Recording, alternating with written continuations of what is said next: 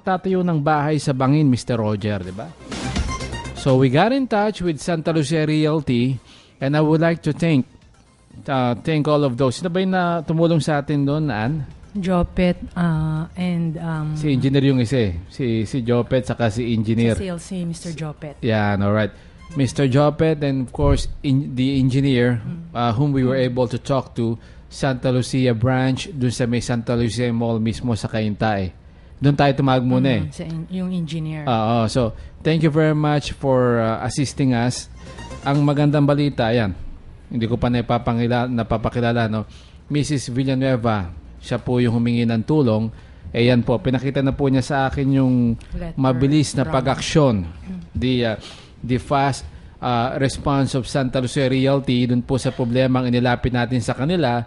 The good news is, according to this letter, Santa Lucia is willing to offer them, ito pong complainant natin, any available lots in our other subdivisions owned by the company with ready titles as a replacement substitute to the lot you had originally purchased from us. In such case, all payments you have previously paid on the subject lot shall be transferred and credited to your new chosen lot. Alright? Should you decide to accept our offer, please communicate through Mr. Johari Imam. Ayan. So, that is good news. Ma'am, Mrs. Villanueva, it really gladdens my heart every time I'm able to assist someone. So, yan po. Natulungan natin at bumalik. Alam mo, hindi na kailangan eh. Kaibigan ko to eh. But she came back to say thank you daw. Okay lang po. Maraming salamat sa lahat ng tulong nyo. Mabilis ba yung di ba ang pangako sa atin? 2 weeks. 2 weeks? Hindi na inabot ng ganun? Hindi na. Nag-send na sila agad ng letter. Doon nga lang sa dati naming address. Yung pinupuntahan ko? Oo, yung sa Santol. Santol. Hindi naman bahay yun, no? Yung in-laws na ng brother ko ang nakatira doon. Ayun. Alright. So, you were able to get the letter? I went doon sa mismong head office sa POEA. Tapos, sinabi sa inyo, nagpadala nag-send na raw. Okay. Tapos, they gave me a copy na. Ayun. So you mean to tell me, copy na lang yan? Yung sulat sa Santol, hindi pa nakukuha? Hindi pa. Pero the same naman, yung letter. So, that is... maraming salamat sa inyo, Mr. Patrick. No problem. Yan. Winnie Avila, good afternoon. I know you're listening. Yan. And Marver. Yun si Marver. Yun ang listener mo. Kumparing Marver, thank you for always tuning in kahit na minsan-minsan nalilate tayo. Minsan lang yun. Alright? So, okay lang yun, ma'am. At you brought me something. Thank you very much. Hindi ko pwedeng to eh. Papakita ko lang. Yan. Papakita ko lang. Oh, yan. Pampa-beauty. Gentleman. I'm just joking. Baka sabihin ni Mr. Roger bababading tayo rito. Okay lang po yan. So, ma'am, if you will have any problems, pero I don't think magkakaproblema pa kayo.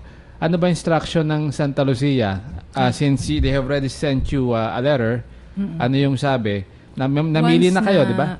Nakapili kami. Alta Vista, binanggit mo? Oo, pero wala pa talagang certain lot na napipili. Yung subdivision pa lang? Alright. Kasi antipolo rin siya eh. Nag-ano pa kayo? Nag-inspection pa, no? Inspection. Pagka nakapili na, we will inform them, tapos aayusin na yung mga papers or documents. Okay. So I will not keep you any longer, ma'am, and thank you for coming back. And by the way, thank you very much. Hindi na kinakailangan, but salamat pa rin po. Pag may problema, kami po nagpapasalamat ng marami. Walang problema. God bless you. It's my pleasure, ma'am. Thank you. I will not keep you anymore. Alam ko, naghihintay si other half mo. So thank you for coming. Thank you. Bye. Alright, bye-bye. Ingat ka, Ann. Say hi to Winnie. Bye-bye. Coming from me. Ingat ka. I'll see you on 24th. Ingat ka. Alright. So they have it, Mrs. Ann Villanueva. Again, siya po yung humingi ng tulong sa amin about dun sa problema sa lupa with Santa Lucia Realty. So, salamat po, Santa Lucia, sa pagtulong po sa amin. Ibig sabihin, sa pag-response po doon sa hiningi naming tulong po sa inyo. Alright? By the way, this program is being brought to you by San Miguel Pale Pilsen. Ito ang tama. Drink responsibly. Alam niyo po, it's already 4:30 in the afternoon na. Pilsen time na. San Miguel Pale Pilsen. Ito ang tama. Drink responsibly. And before we go into a break, I have some good news for you, Pag-ibig members, no?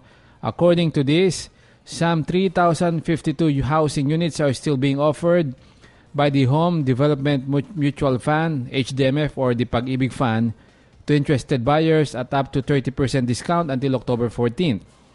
Vice President and Pag-ibig Board Chair Jejomar Binay said, Pag-ibig has decided to extend its program giving substantial discounts on the agency's acquired assets following the successful conduct of the 6th Housing Fair last September 30 to October 2. HDMF Chief Executive Officer Attorney Darlene Marie Berberabe added that this is the fund's way of bringing more housing opportunities to its members. There are 3,052 unoccupied acquired housing units up for sale in Caloocan, Muntinlupa, Valenzuela, and Quezon City areas. Likewise, properties in the nearby provinces of Rizal, Pampanga, Bulacan, Batangas, Cavite, and Laguna are also available.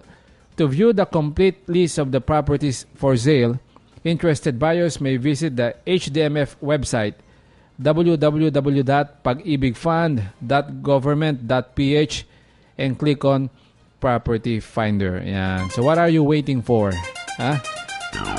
Kung gusto nyo ng bahay, well, Pag-ibig, they're offering 3,052 units scattered all over the National Capital Region and nearby provinces, no? And they are giving up to 30% discount to interested buyers. So what are you waiting for, Pag-ibig member? Alright, we have to pause for a break. When we return, we have another complainant, si Roger. Ano bang apelyido mo, partner? Clavicilla. Ayan, partner, mag-headphone ka para Roger Clavicilla, sir. Ayan, mag-headphone ka, partner, para magkaintindihan tayo. Ayan, si Roger, ito po yung isa pong complainant natin na humingi ng tulong sa atin. Maya-maya, I'm gonna put Roger on air. Siyempre, Tagalog tayo sa complaint, no? Si Roger Clavicilla. So, we really have to pause for a break. It's already time for the VOA News Update and then some reminders. So, please stay tuned. We'll be right back.